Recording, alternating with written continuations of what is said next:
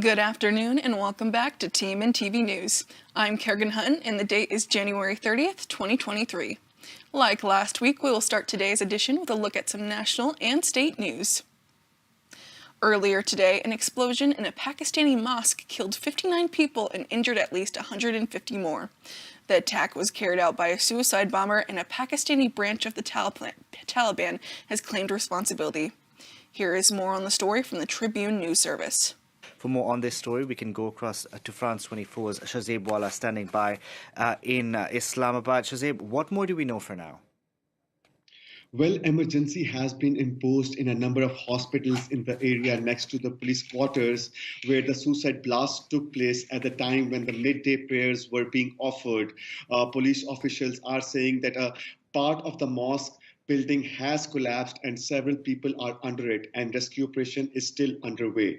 For now, For now, what we know from the security officials is that that are talking to the local media outlets is that the suicide bomber was able to get inside the mosque and he was standing in the front row as he blew himself up when the prayer started. The locals in the area have told us that it was quite a loud explosion, and we have seen images online where we can see that a part of the mosque has completely been destroyed after the blast. As we know that more than 90 people have been injured in the blast, we are now seeing that the big hospitals in Peshawar are running out of blood, and they have given a call to the general public to come forward and donate blood.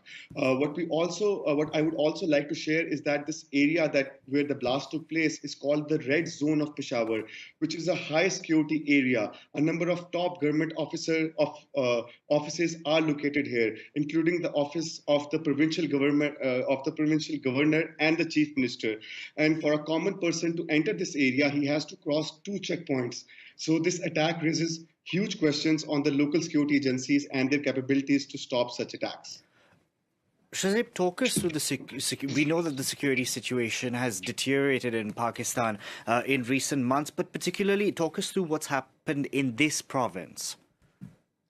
Well, there has been a fresh wave of terrorism in Pakistan since the past 1 year, especially in the Khyber Pakhtunkhwa province that neighbors Afghanistan. And this has happened because the Pakistani Taliban, who are also known as the TTP, have clearly made a comeback in the area. In the past few months, we have seen the Taliban carrying out big and sophisticated attacks in this region. And the Pakistani security forces that had carried out a major offensive against this group from 2009 to 2016 are now looking to be on the back foot. The Pakistani government has tried to negotiate with the TTP with the help of the Afghan Taliban, but they were actually able to reach a ceasefire agreement last year. But 2 months ago, the TTP called off the ceasefire agreement. And since then, we have seen that there are multiple attacks being carried out, not only in the Khyber Pakhtunkhwa province, but in other parts of the country as well. Shazeb, thank you very much for that. Shazeb Wala reporting there for us from Islamabad. 6 Memphis police officers have been relieved of duty following the death of Tyree Nichols. Nichols was pulled over on January 7th, attempted to run from his vehicle, and then was beaten by the officers. He later died from his injuries. 3 days later, the incident was led to renewed calls for national police reform. Here's more on the story courtesy of the Tribune News Service. Developing now 2 days after the release of body cam video showing the violent arrest of Tyree Nichols in Memphis, there are renewed calls for the need for police reform. But really, this whole thing is sickening. On January the 7th, those who took an oath to serve and protect us, they became the criminals.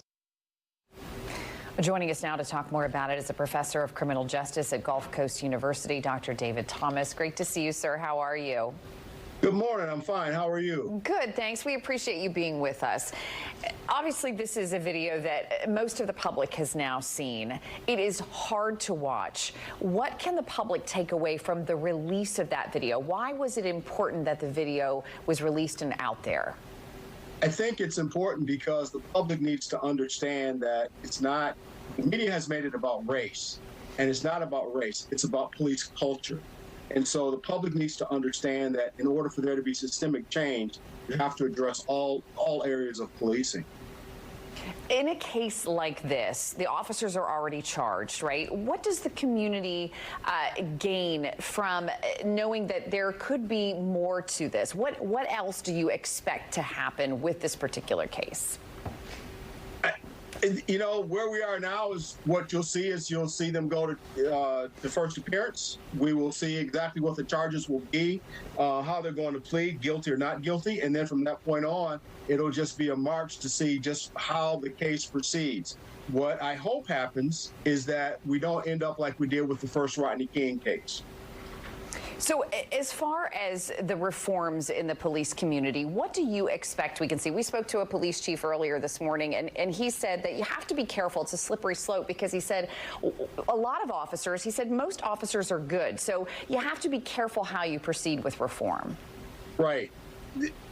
And I would agree with that. There's no doubt that we have to have reform, but it has to be done. I know the federal government looks at they want to make these sweeping changes, but without funding and training, ongoing training, and without supervision. And I think that the key here is supervision. And when I say that, supervisors that have their thumb on their guys and their gals to make sure that they're doing the right thing, so that that imposes or keeps it from getting out of hand. What about recruiting? Are officers being paid enough? Are there other issues with recruiting that could potentially help with situations like this? I don't think there's ever enough that they'll ever be paid enough. Just because of the mere fact that the job, you know, it's public service, so there's not a lot of money. But the other part is when I do psyche evals I do pre-employment psyche evals. And there's no way to determine. There's some tests that will determine if a new candidate has issues. But if you're talking about bias and if he or she is going to pummel somebody or beat them, absolutely not. There's no way to predetermine that. You brought up a point in the beginning that I think the country is struggling with right now, and you said that this particular case is not about race. Why do you feel that some people do see the case as about race? Because in the past, it's always been about race. At least the media has always portrayed it as being, you know, a racist issue, you know, because it's always been shown as a white cop beating a black man. Now, for the first time, you get to see the other side of this. I think that's what the public is struggling with, because they would never think that black officers would beat a black man in this way. But again, I'll go back to this and say it again. There are small segments of police culture that have these issues, and that needs to be addressed. All right. We really appreciate your insight this morning, Dr. David Thomas. Thank you so much for taking the time to be with us. Thanks for having me. Take care. In August, Kansas voted no on a constitutional amendment that would have eliminated the right to an abortion under state constitution, which the Kansas Supreme Court upheld back in 2019. Despite the amendment failing, 59% of the voters were no and 41% yes. Republican lawmakers in the House have recently introduced a bill that would ban abortion in nearly all situations. The bill would also prohibit the use of fetal tissue by medical researchers. KMUW reports that although the bill would most likely be struck down by the courts, it reflects efforts by a faction of the anti-abortion movement to pursue hard-line restrictions anyway.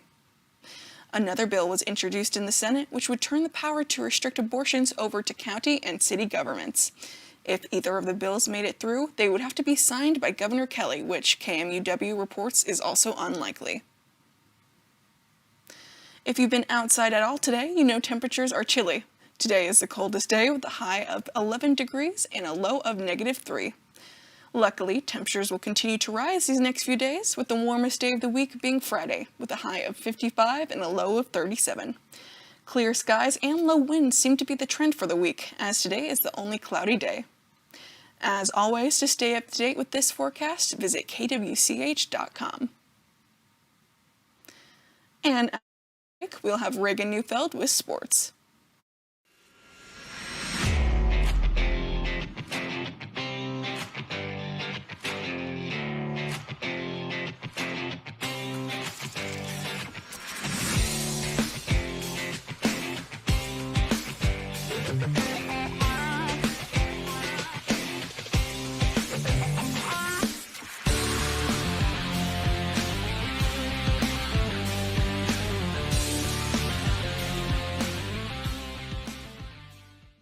We know you'll love what you see here on our campus in Hayes, America.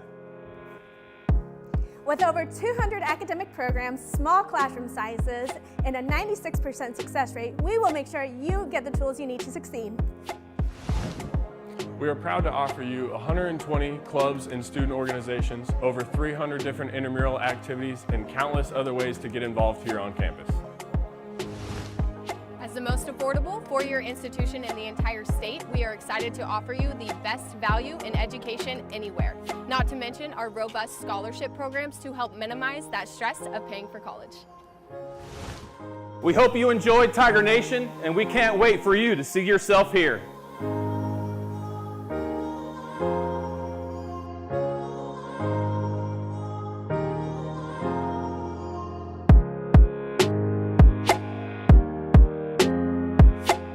The average person uses around 100 gallons of water per day. With only 3% of the water on Earth being freshwater, it is important to be mindful of how much you are using. Turning off the sink while you are brushing your teeth is an easy way to conserve water. It is also important to never leave running water unattended. Replacing leaky faucets is another easy way to cut down on water usage. Also, adjusting the load size on your washing machine will ensure that water is not being wasted. Do your part to help conserve water.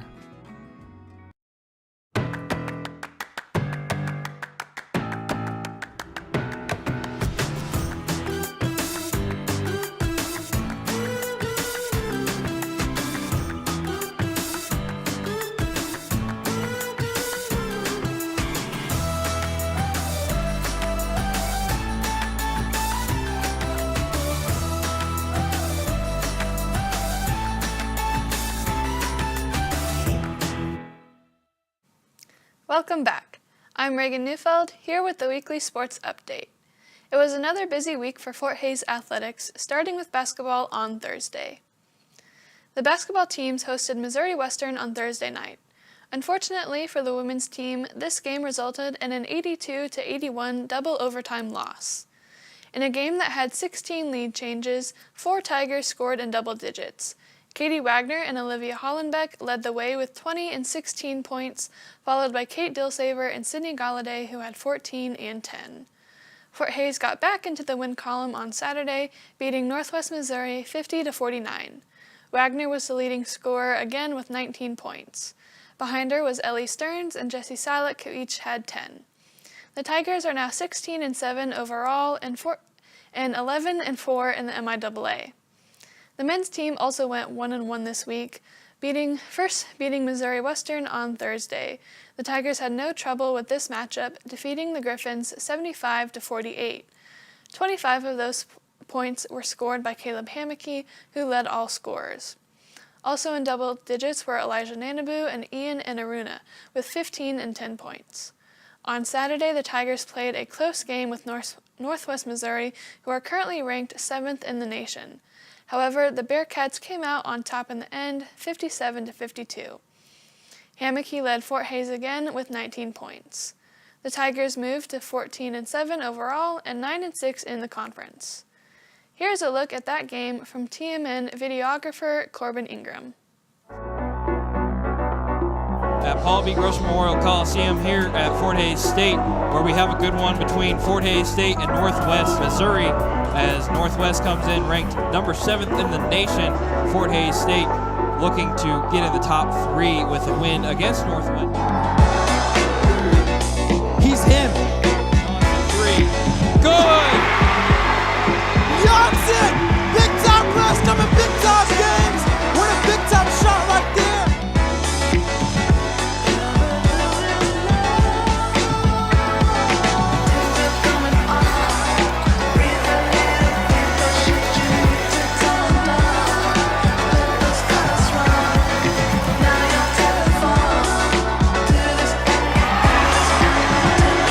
Driving.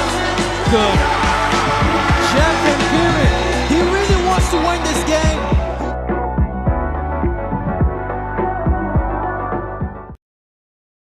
Travel to Wichita on Thursday to take on Newman, then to Edmond, Oklahoma for a matchup with Central Oklahoma. The Fort Hays wrestling team started their conference matches last week, first competing against Central Oklahoma on Thursday and then Newman on Sunday. Although they lost as a team on Thursday, the Tigers got 2 individual victories from Cody Hicks and Terrace Henry. Henry also got an individual win on Sunday as Fort Hays took on the Jets here in Hays. Overall, the Tigers won 8 out of the 10 matches, resulting in a 39-7 team win. That puts them at 2-11 overall and 1-1 in the MIAA. They will take on Nebraska Kearney and Central Missouri later this week. The track and field team competed in their 4th indoor meet of the season on Friday, traveling to Lawrence for the Jayhawk Classic. 6 Tigers took home first place in their events. Reagan Hodgson's performance in the 3,000-meter race was good for 2nd all-time in the Fort Hays Division II era. Maddie Rossi, Reba Mader, Taylor Saville, and Chloe Stanley also recorded top 10 times, all in the 600-meter race. The Tigers will be back on action on Friday and Saturday, competing in Topeka at the Washburn Open and Multis. The baseball team starts their season later this week, so be on the lookout for that as well. And that wraps up this week's sports update. You can find updates on all Fort Hays athletics throughout the week on TigerMediaNet.com. Up next, Katie Rivera was unable to be in the studio today, so we'll hear the latest entertainment news from Caden Sanders. But before that, here's a look at the upcoming athletic schedule.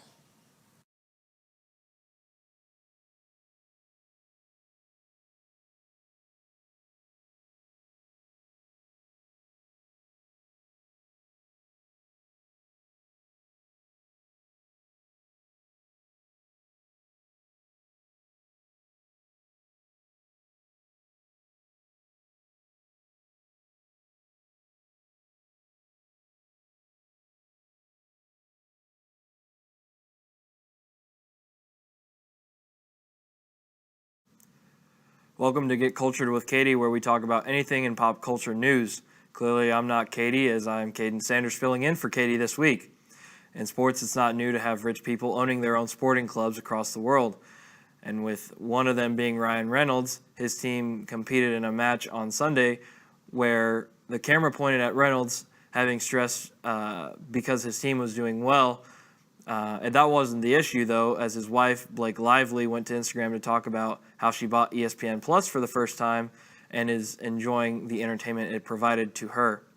In other news, the beloved Oprah turned 69 yesterday. Her birthday was hosted in Beverly Hills on Saturday with multiple celebrities, one of them being Kim Kardashian, as they took it to Instagram to document the event. This past weekend, the NFL had their divisional champions crowned as the Philadelphia Eagles and the Kansas City Chiefs move on to the Super Bowl. That will be played on Sunday, February the 12th in Glendale, Arizona. But the games couldn't come without controversy, as the Eagles only needed to breathe to make it to the Super Bowl as they defeated the New York Giants 38-7, then beating the 49ers 31-7 without having an actual quarterback left to play, as the quarterback room for the 49ers looked more like a hospital than a football team.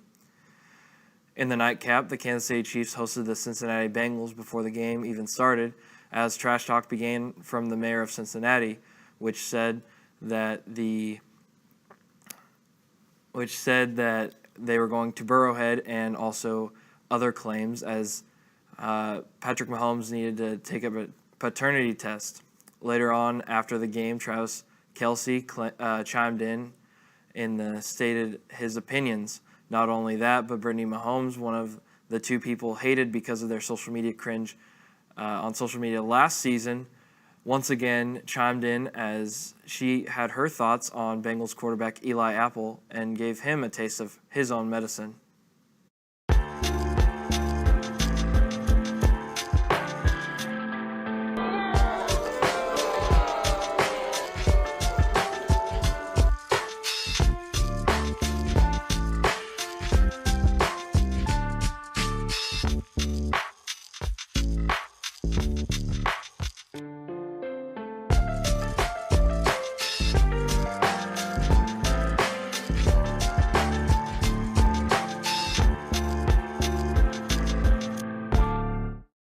A Cincinnati Bengals fan like Tim Shefflin in our control room, we are sorry you had to endure the love given from Kansas City Chiefs fans these past 24 hours.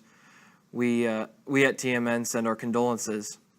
And that looks like it wraps up Get Cultured with Katie this week. Be sure to watch next week's episode, and we look to have Katie back next week.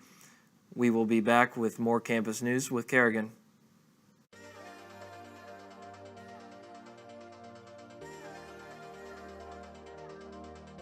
Tiger Media Network is the student convergent media lab hub for Fort Hays State.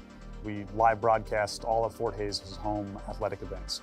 Our program is a hands-on program where we give kids ample opportunity to do anything from writing stories to audio and video projects to sports productions to newscasts. The sky's the limit. We tell the students whatever they can think of or dream of, we'll find a way to try to pull it off to give them that experience. I am a junior at Fort Hays State University and I'm a photography major. So I've done cameras, I've done tech directing, video board, a little bit of directing. I really enjoy being able to have an eye for that. It's something I've really enjoyed learning about through my 3 years here with photography. To me, photography and even just video and broadcasting kind of go hand in hand. The future is with the kids, and the new tech gear that we have fits great into our educational model of a great learning environment for the students.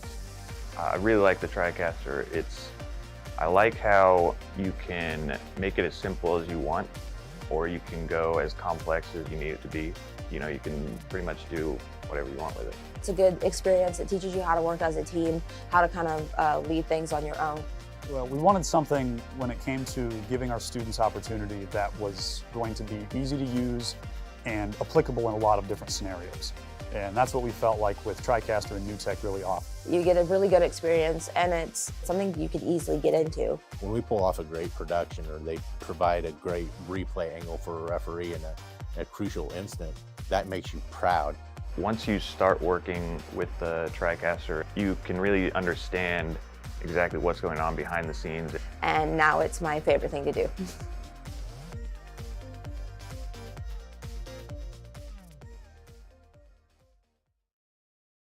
When you transfer to Fort Hays State University, you discover unmatched affordability, convenience, and powerfully supportive faculty and staff, all with a determination that matches yours. Complete your degree and leap forward in your life and career with Fort Hays State University Online, the best value in education anywhere.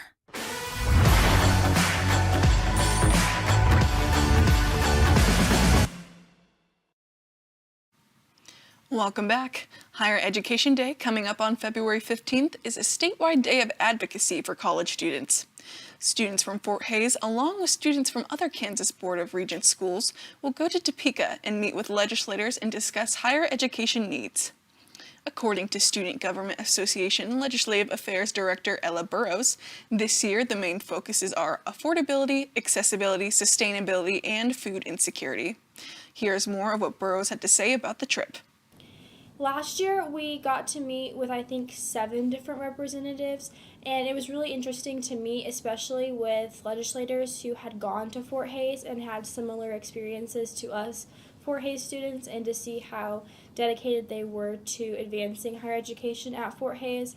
I think Higher Education Day is super important because our legislators don't really get the opportunity to meet with college students directly that often, and it also allows us as college students to connect with people who could potentially be our future employers, and it's a great networking opportunity for students and gives us the opportunity to practice our advocacy skills and truly be members of our community that are engaged global citizen leaders. Burrows said that she has scheduled 25 meetings with the legislators for the 15th. Any student is able to go with all costs paid for by SGA. The form to sign up will be open on the SGA TigerLink page until February 7th. A part of the Fort Hays Food and Hunger Initiatives, the Tiger Food Exchange recently moved from the library to the Union. TMN reporter Reagan Neufeld tells us why and what all the Food Exchange offers. An important resource on campus, the Tiger Food Exchange recently moved from the library to room 138 in the Memorial Union. I sat down with the co-chairs of the Food and Hunger Initiatives, Bob Duffy and Peter Trammell, to talk about the move and learn more about the organization. The library is scheduled to be doing a renovation, and that renovation, through their process, they thought that they would repurpose the area that we were in.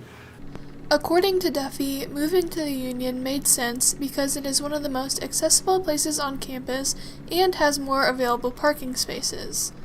Not only is the Tiger Food Exchange stocked with food, but personal care items as well.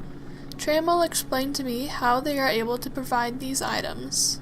Our normal sources of funding are the generosity of the Fort Hays community, donations of food, donations of money to our foundation account, and we get funding from student government, SGA, for the pay of student workers, for garden equipment, seeds, and things like that. Students are able to stop by the Tiger Food Exchange anytime the Union is open and grab individual items as well as grab ingredients for meals and leave feedback. This type of campus resource is very important when it comes to fulfilling the needs of students. We had done a survey before the pandemic even, and Fort Hays specifically, about a third of our students said that they were food insecure at some point during the semester. They just weren't sure where that next meal was going to come from or if they had enough money in their budget for food. And with recent inflation, we think those numbers are higher now. Mm-hmm.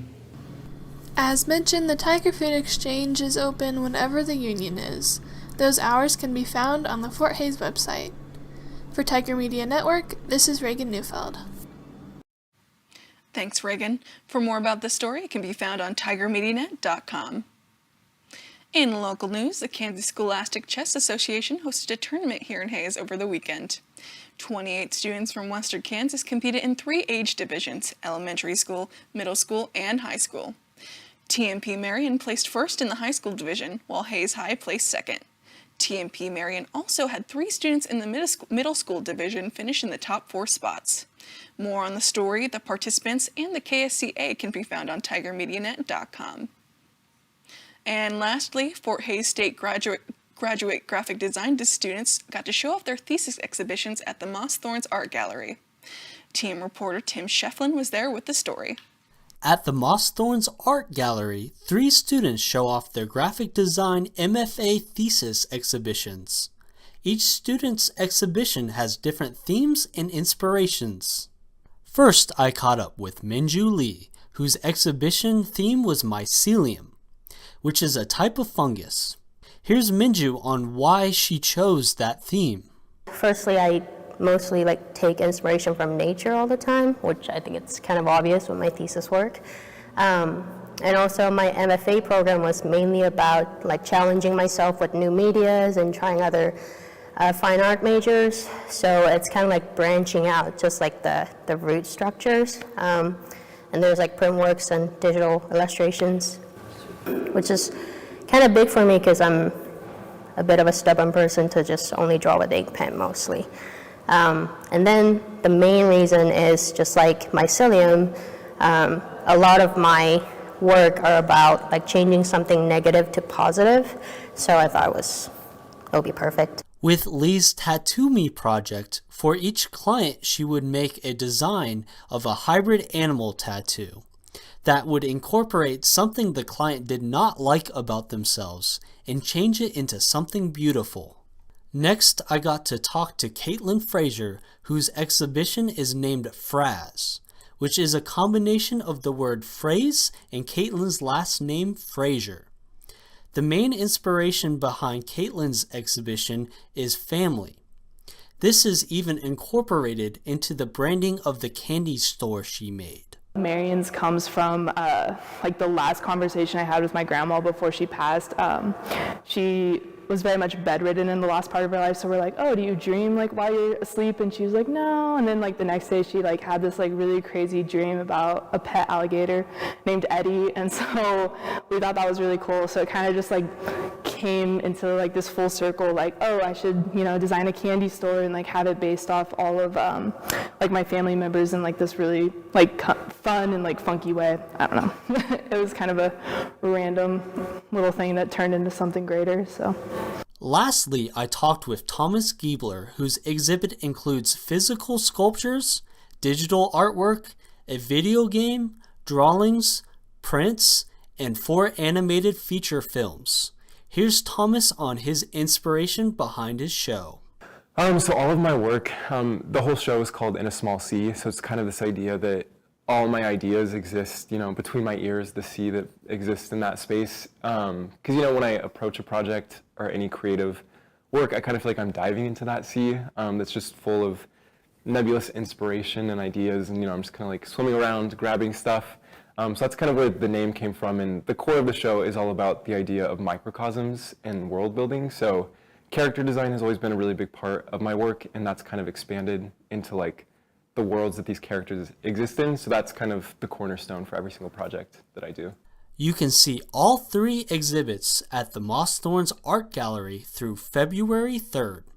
For TMN, this is Tim Shefflin. Thanks, Tim. More about the Graphic Design MFA exhibition can be found at tigermedianet.com. And looks like that wraps up today's TMNtv News. To stay up to date with local, state, and national news, visit tigermedianet.com, as well as our social media pages. Thank you for watching. I'm Kerrigan Hutton, and we'll see you next time.